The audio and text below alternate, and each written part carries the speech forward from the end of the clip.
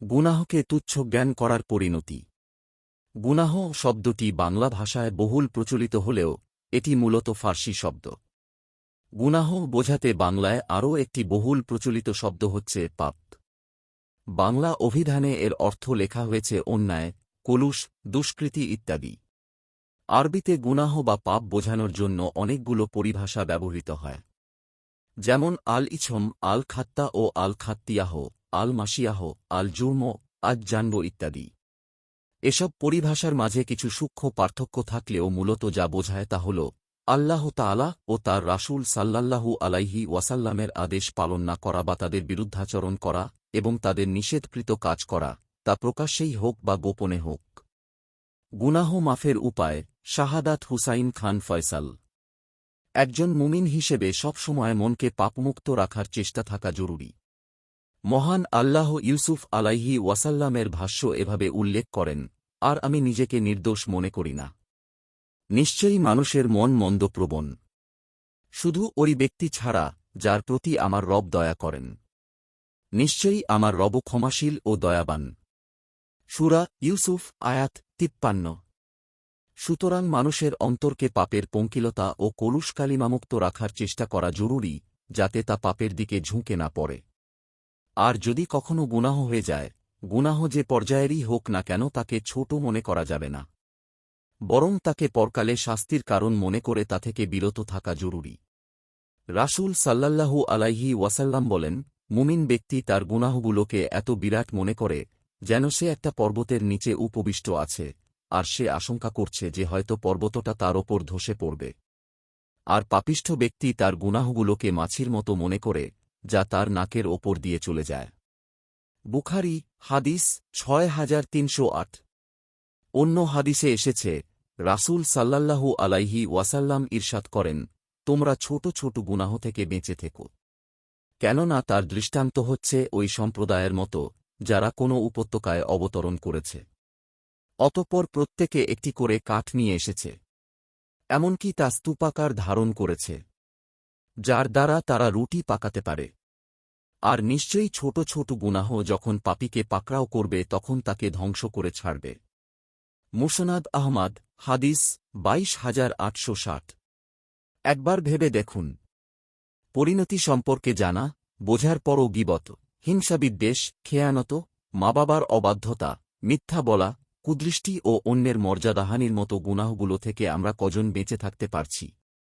কজন এগুলোকে পাপকর্ম হিসেবে মূল্যায়ন করছি? এসব পাপে লিপ্ত হওয়ার পর আমাদের মধ্যে কোনো অনুশোচনার হচ্ছে কি?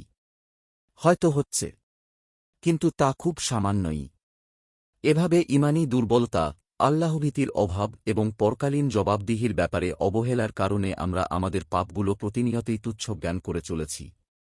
ইমাম গাজালী রহমাতুল্লাহ আলাইহি বলেন, ছোট গুনাহগুলো এক এক করে জমা হতে থাকে। অতঃপর মৃত্যুর সময় এগুলোই ঈমানহারা হওয়ার কারণ হয়। কারণ ছোট ছোট গুনাহ মিলে বড় গুনাহে পরিণত হয় এবং মানুষের ধ্বংসের মাধ্যম হয়। ইহিয়াউ উলুমিদ্দিন ৩/৭।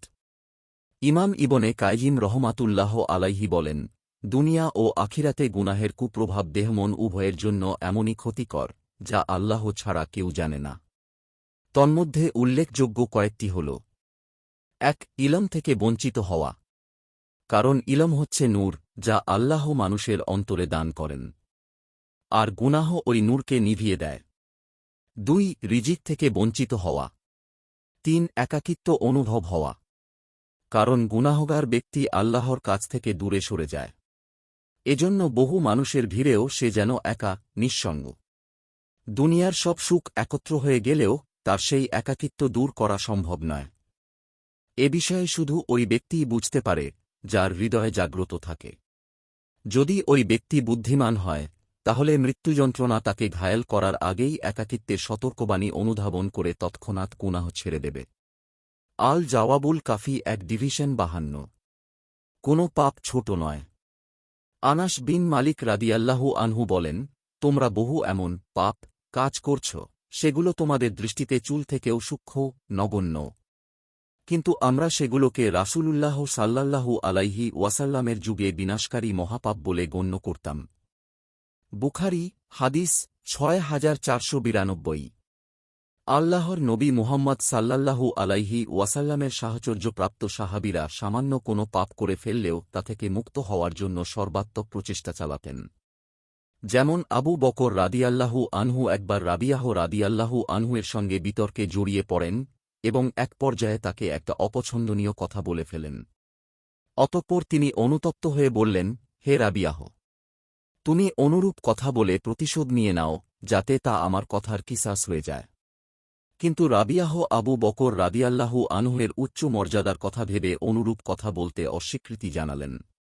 আবু বকর রাদিয়াল্লাহু আনহু বলেন, তোমাকে অবশ্যই বলতে হবে, নতুবা তোমার বিরুদ্ধে রাসূলুল্লাহ সাল্লাল্লাহু আলাইহি ওয়াসাল্লামের কাছে সাহায্য প্রার্থনা করব। অতঃপর তিনি পুরো ঘটনা রাসূলুল্লাহ সাল্লাল্লাহু আলাইহি ওয়াসাল্লামকে জানালে তিনি রাবিয়াহকে বলেন, তুমি অনুরূপ বলবে না, বরং বলবে, হে আবু বকর, আল্লাহ আপনাকে ক্ষমা করে দিন। রাসূল সাল্লাল্লাহু আলাইহি ওয়াসাল্লামের এ নির্দেশনা শুনে আবু বকর রাদিয়াল্লাহু আনহু ক্রন্দনরত অবস্থায় ফিরে গেলেন। সিলসিলাহ সহিহাহ হাদিস 3258। নিয়মিত ইসলামিক এবং স্বাস্থ্য বিষয়ক ভিডিও পেতে লাইক, কমেন্ট, ফলো এবং চ্যানেলটি সাবস্ক্রাইব করে পাশে থাকবেন। মহান আল্লাহ আপনাকে উত্তম যা দান করুক। আমিন।